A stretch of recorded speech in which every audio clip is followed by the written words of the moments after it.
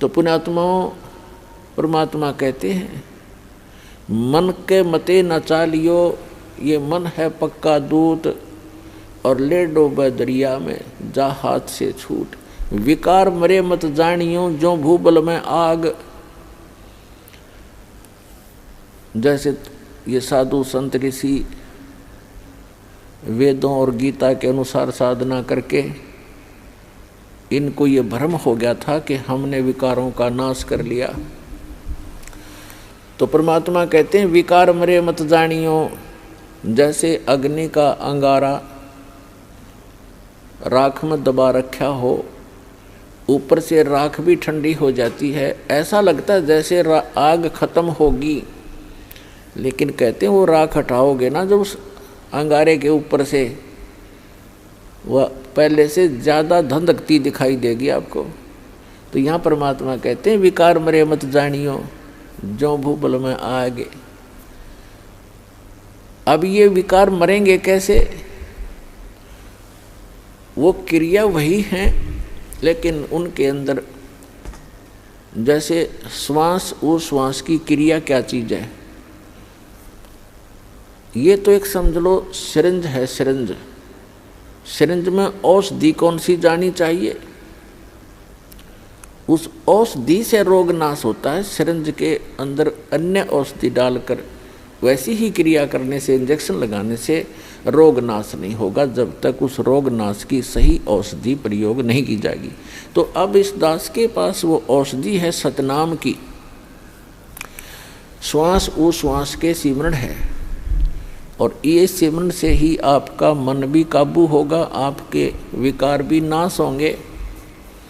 परमात्मा कहते हैं इस मानव शरीर के अंदर इतना जो है विकार ग्रस्त है, ये ऐसे ढंग से इसकी कंस्ट्रक्शन है, इसमें ये तो आशा करना ही नहीं कि ये पूर्ण रूप से स्वस्थ हो जाएगा और इसमें कोई विकार नहीं रहेगा। ये तो पैदा ही विकारों से हुआ है।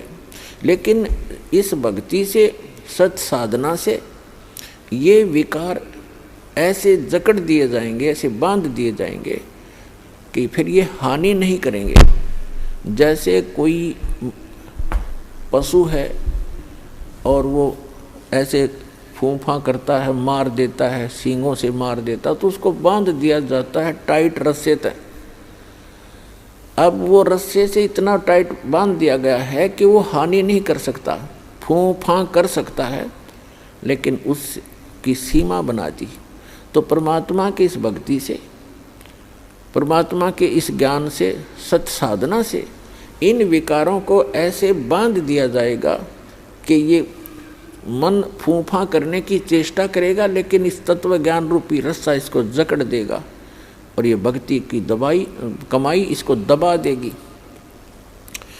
जैसे कोई भी इंसान है, कोई रिश्वत लेता है, जिसमें उसको ये ज्ञान होगा कि ये रिश्वत तेरा दुश्मन है, ये तू विष खा रहा है, इस तत्व ज्ञान से पूर्ण रूप से विश्वास हो जाएगा, तो उसके बाद मन चाहेगा कि ऐसा ले लूँ, मोटी रकम मिल रही है, लेकिन आत्मा धिक्कारेगी, खबरदार जिसका हाथ लगा दिया, तो ये फूंफा करके चुप हो जाएगा।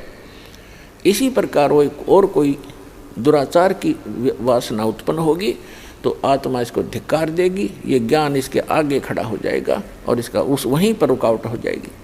तो इस प्रकार हम इन विकारों को भी रोकेंगे इस भक्ति और इस साधना और इस ज्ञान से, और हम अपना आत्म कल्याण भी आसानी से करवा पाएंगे। तो परमात्मा कहते हैं कि सुरपति दुखिया भूपति दुखिया और रंग दुखी बपरीती हो, कहे कबीर और सब दुखिया, एक संत सुखी मन जीती हो।